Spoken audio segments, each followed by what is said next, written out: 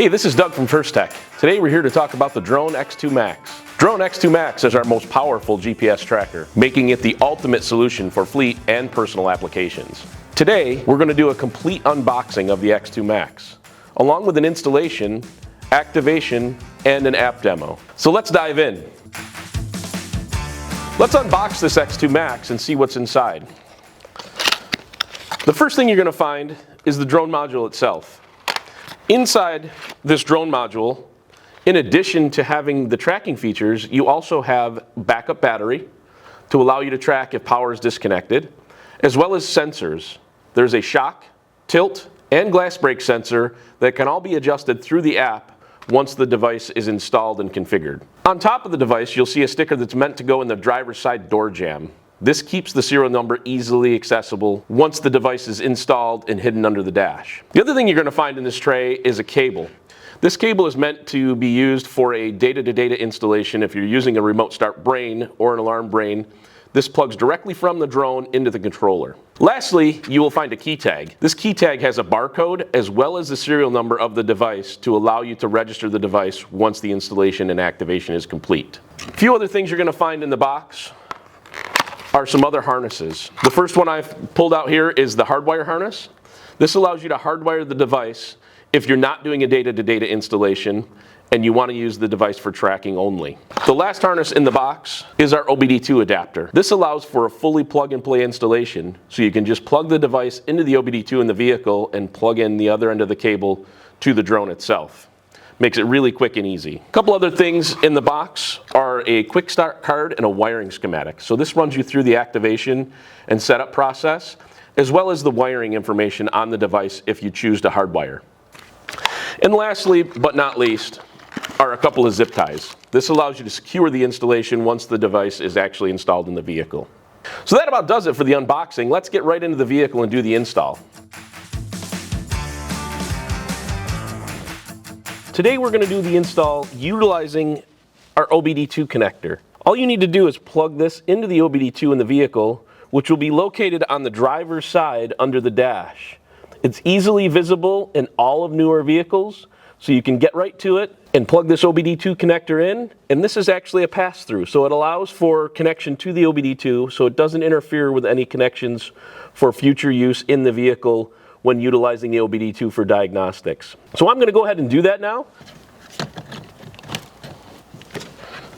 So now that I've got that connector plugged in, I'm going to route the wire up into the dash so it allows me to mount this device under the dash and secure it properly so it doesn't fall out, obviously. So now I've got my wire connected and routed up through the dash. One thing I want to mention, when doing an installation using the OBD2 connector, you'll notice a green wire that's attached to the harness. This wire would be used for a positive ignition input. So this is not required, but if you're in a situation where you're not getting ignition over the data system in the vehicle, then you could connect this wire to a positive ignition source in the vehicle to allow you to get your ignition on-off alerts and properly update the drone. Now that I've got the harness plugged in and the wire routed, I'm going to go ahead and plug it into the device. You'll notice on the drone itself there's two ports. One of them is black and is 6-pin, one of them is gray and has 4 pins. For an application where you're utilizing the OBD2 connector, you're going to plug into the black 6-pin port, and that will be the only connection required to the drone in the vehicle. So I'm going to go ahead and plug it in. You'll notice once I plug in the device, you'll see some lights begin to flash on the front of the drone. One is green, that's for your LTE connection. One is red, which is for your power, and the other is orange, which is for GPS signal. So these will begin to flash in a series of patterns once you connect the device. As long as you give the device long enough to connect to the network, you can move on to the next step of activating the device. So if you decide not to use the OBD2 or you do not have the availability to plug in the OBD2 adapter, you can use the hardwire harness, which looks like this. The first couple of wires in here you're going to find are a red and a black. Those are pretty self-explanatory. The red is your 12-volt constant, the black is ground. The green wire is a positive ignition input, and depending on which vehicle you're working on, it may be in different locations. The next couple wires on here, you're going to find a brown red and a brown yellow. Those are your CAN wires. This is for data information being gathered from the vehicle, and those would be connected to the CAN high and CAN low wires at your OBD2 in the vehicle. So that's a brief description of the wires on the hardwire harness if you choose to use it. And again, this would be plugged into the black 6-pin plug on the device itself. So our last connection option is our data-to-data cable. So you'll notice this just has 2 connectors on it. There are no wires to be connected. This would just plug between the device itself and the brain or the controller that you're using for a remote start or alarm. So this is a very simple connection, and this is the option that would plug into the 4-pin gray port on the drone, as well as the 4-pin gray port on your controller. So after plugging in the device and routing your wires away from any moving parts, you're going to mount the actual device. The best place to mount this device is high in the dash. You're going to want to make sure to take care that there are no metal plates or panels above the device to interfere with cellular or GPS signals. Plastic pieces and parts and panels do not interfere with GPS or satellite communications. So once you've found a good mounting location, you're going to want to use zip ties through these holes on either side of the drone to mount the device. So at this point, I'm going to go ahead and activate the drone and test it before I mount it in the vehicle to make sure that everything is functioning properly.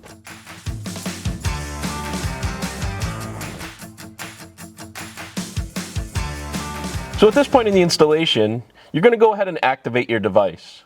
To do that, you're either going to go to your My Firstech app on your phone or myfirsttech.com on your computer. So once you navigate to myfirsttech.com, you're going to click on Drone Activation. You're going to see a tab that pops up and says Verify Serial Number. At this point, you're just going to enter the serial number utilizing the key tag that came with the device. So we're just going to go ahead and enter that serial number,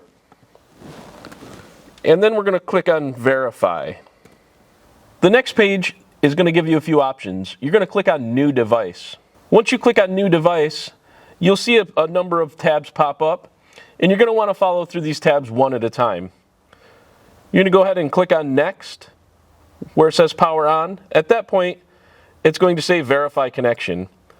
And once it verifies that the device is successfully connected to the network, the next step is going to be checking for a firmware update. You're going to want to do this on every activation. And if there is a firmware update available, make sure that you actually click on the firmware update and give it some time. It may take up to 10 minutes. So we're going to go ahead and check for a firmware update on this device. This one is all set. It's up to date. So we're just going to click Next. The next screen is going to allow you to set the levels and turn on and off the internal sensors in the X2MAX. So you'll notice you'll see a shock sensor that has 2 different stages, a pre-warn and an instant trigger. The pre-warn is set up to be less sensitive than the full trigger sensor. So you can turn these sensors on and then configure it however you see fit. Just note that this can be changed later on in the app as well. So we'll go ahead and turn on all the sensors in the device.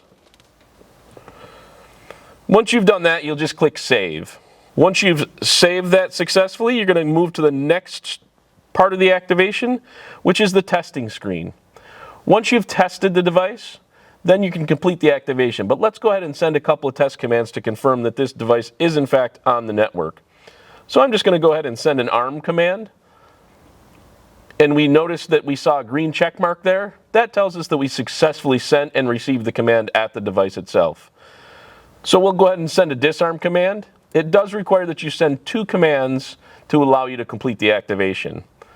Once you've sent 2 successful commands, you can go ahead and scroll all the way down and complete your activation, and just click Finish. Once you've done that, the device is activated and ready to be registered on the website. If you're the customer, you can go ahead and just complete the registration now. If you're a dealer at this point, you can go ahead and turn the device over to the customer and they can complete the registration. Now that you have your device registered, let's take a look at the app and see some of the new features available on the X2MAX platform. So the first thing you're going to see in the app is a map. That'll tell you exactly where your vehicle is located.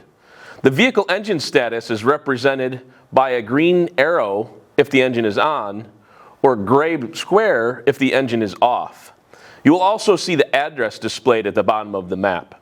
Some of the new things that have been added using the X2MAX is advanced vehicle data.